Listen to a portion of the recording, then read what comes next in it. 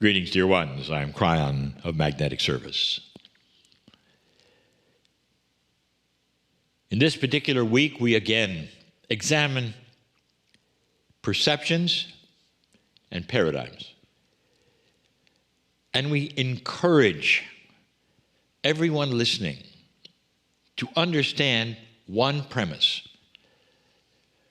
The shift that is going on this planet is one of consciousness, period. It's how human beings are starting to awaken to different kinds of thinking. It's a corner-turning event, you might say, in humanity. Socialists will see it, and someday it will be in books.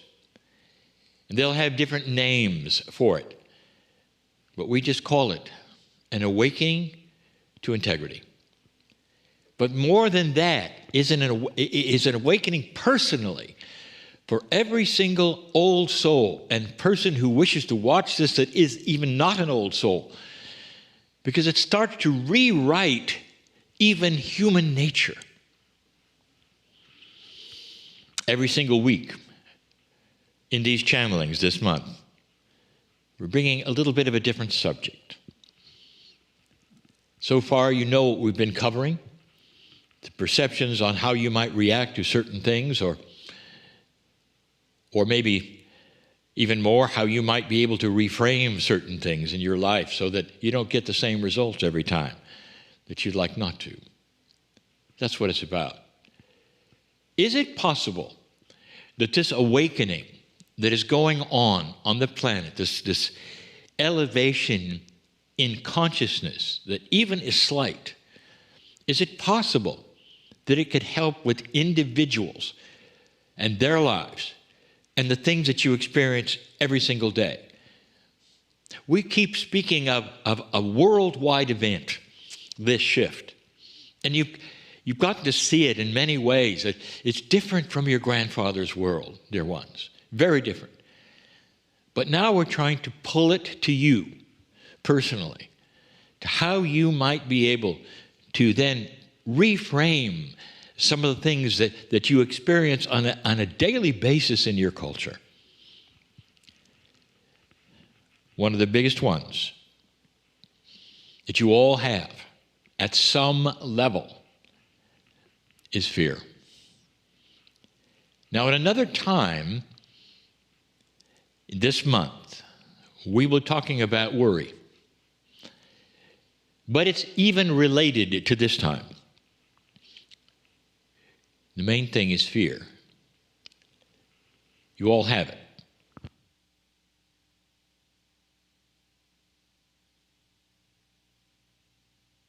You all have it. Now, there will be some who say, I don't have that, Kryon. Yes, you do.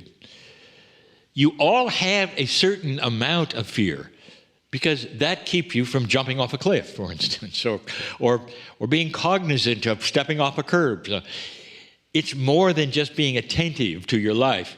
It comes from a basic fear. But that kind of fear is survival fear. But sometimes that survival fear will overlap into manifested fear from what you think. Every single one of you has a program. And depending upon what your parents did or told you, or what happened to you as children, you are programmed to fear things. And these are the fears we talk about. There are some of you who are afraid of life. Not all of you. We have so many old souls who have figured this out. But so many of the fears today are because of your culture. You will call them survival fears within your culture. Example, fear of losing your job. It's a big one. Fear that your children will have an accident when they leave for the day, whether it's school or something else. Fear that something will happen unexpected because you've watched the news and seen it. Fear that perhaps they'll be in an accident in traffic. And so every time they walk out the door, there's fear. Now, some of you, again, don't have this. You'll say, now, wait a minute, Kryon, that's not me, but it's many people.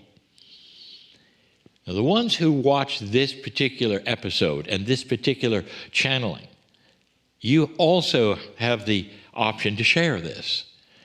These channelings are all then repeated later in another place for free. And you can then refer to them if you choose. It's about those who fear life. What do you do? Before I came into my partner's life, he was similar to this. For there were many things that he had within the business that he had that would cause him anxiety and fear.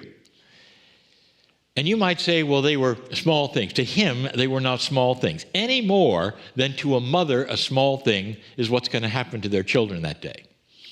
It's fear. And I'll tell you something and that we have said before. Fear, anxiety, and worry will shorten your life. You just heard an excerpt today, planned for today, about the inner child.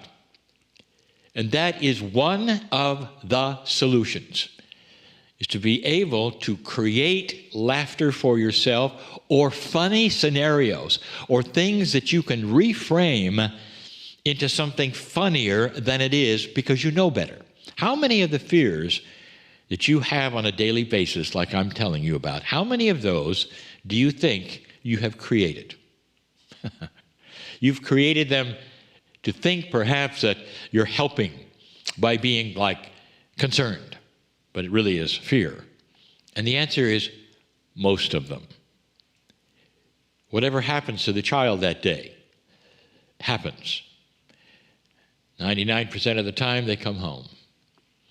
And they come home and you drop your fears because they walk in the door. What has that gotten you today?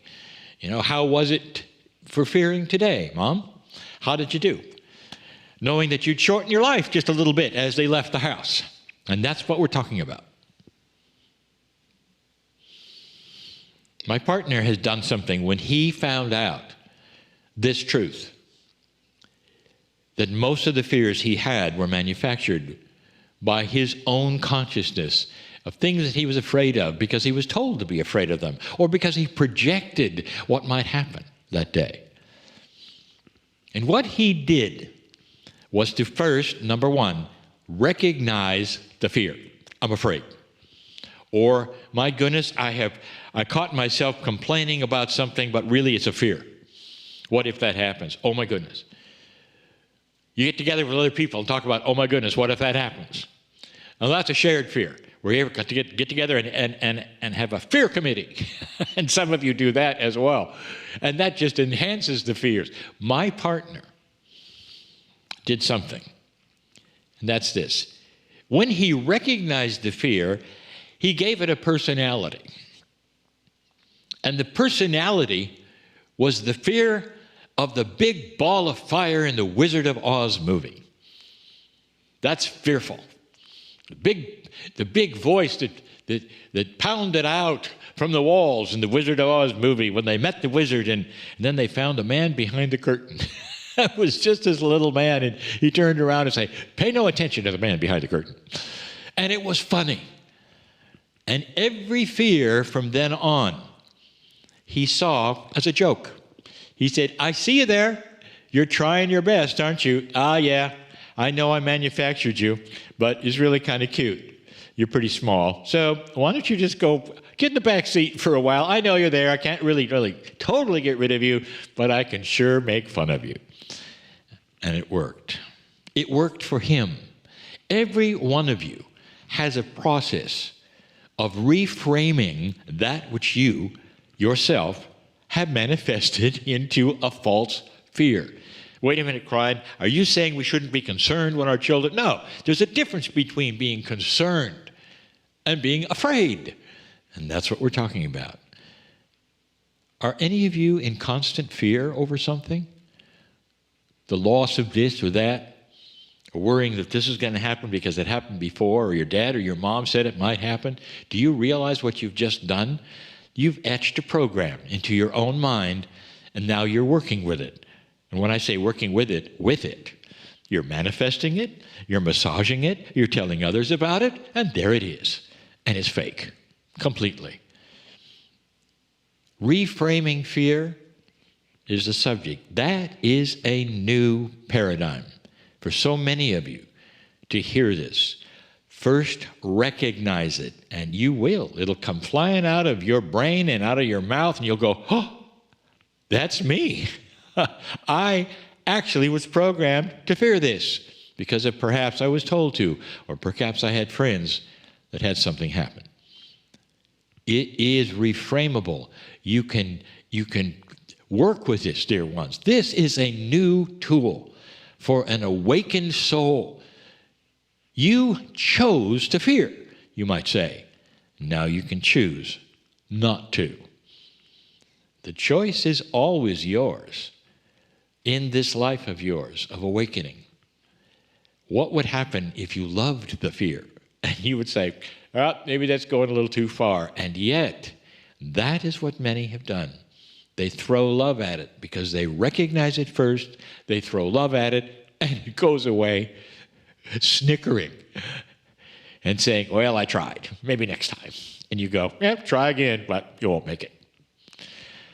This is the answer. The inner child, don't lose it. Don't lose it.